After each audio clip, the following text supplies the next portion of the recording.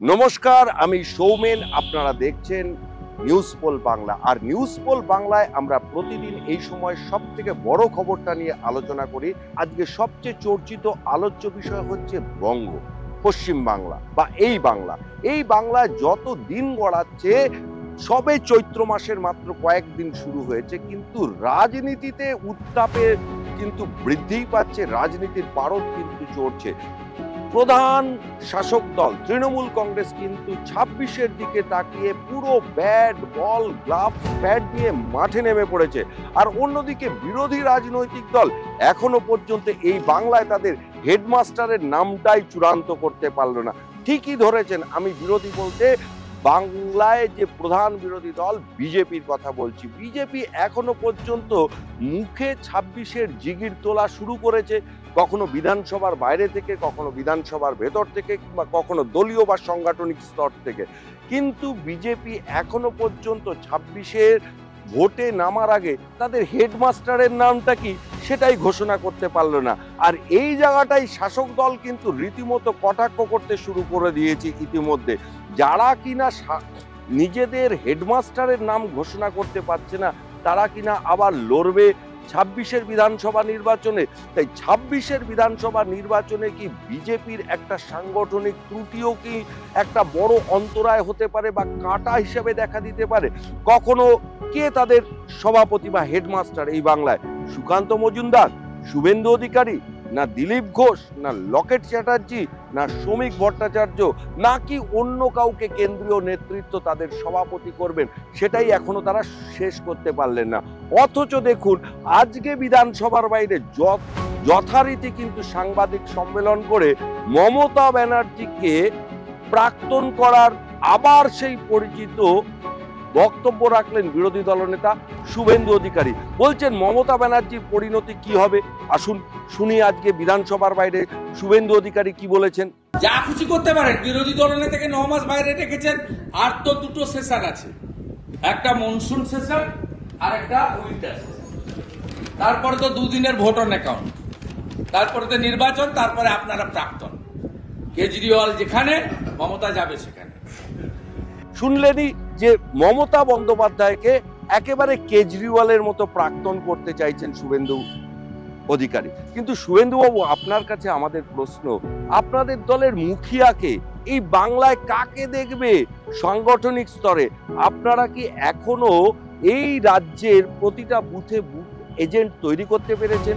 প্রতিটা বুথে booth committee তৈরি করতে পেরেছেন?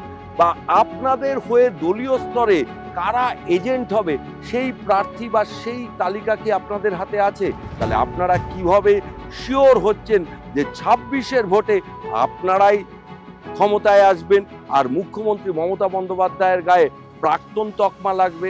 এখনো পর্যন্ত কিন্তু বিজেপির যে বিভিন্ন গোষ্ঠী বা দল রয়েছে বা উপদল রয়েছে, এখন সেই উপদলের মধ্যে থেকে কাদেরকে কেন্দ্রীয় নেতৃত্ব বেছে নেবেন সে কথা কিন্তু এখনো কিন্তু বাংলার জনগণরা জানতে পারছেন না। ফলে ২০২৬-এ তাদের নেতাকে, সেটা এখনো পর্যন্ত কিন্তু তা নিয়ে কিন্তু যথেষ্ট ধোঁয়াশা রয়েছে। অথচ বঙ্গ বিজেপির ছোট বড় মেজো সেজো সমস্ত নেতাই কিন্তু বলছেন এবার নাকি তারা ক্ষমতায় আসছেন।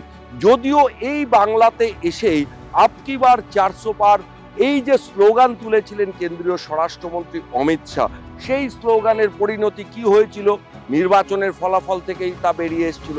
ফলে এখনো পর্যন্ত যা গতি প্রকৃতি, সেখানে একদিকে তৃণমূল কংগ্রেস কিন্তু অত্যন্ত সুসংগঠিতভাবে ইতিমধ্যে ময়দানে নেমে পড়েছেন, কিন্তু উল্টো দিকে প্রধান বিরোধী দল বিজেপি কিন্তু এখনো পর্যন্ত সাংগঠনিকভাবে এ রাজ্যে তাদের হেডমাস্টার কে হবে, কে হবেন রাজ্য সভাপতি, সেই নামটাই তারা ঘোষণা করতে পারলো না। আর সেখানে কাকদ্বীপ থেকে কালিম্পং বা বাঁকুড়া থেকে বর্ধমান, বিষ্ণুপুর, সেখানে কোন বুথে কজন করে বুথ সভাপতি থাকবেন, কোন বুথে কটা করে বুথ এজেন্ট থাকবে, এই পরিসংখ্যান কি হাতে রাখতে পেরেছেন শুভেন্দুবাবু, সুকান্ত বাবুরা?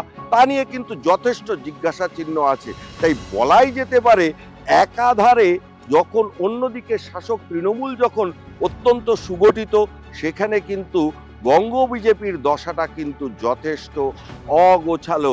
ইতিমধ্যেই আজকে আবার দিলীপ ঘোষ জিগির তুলেছেন যে না 26-এর আগেই আধার এবং ভোটার সংযুক্তিকরণ করতে হবে।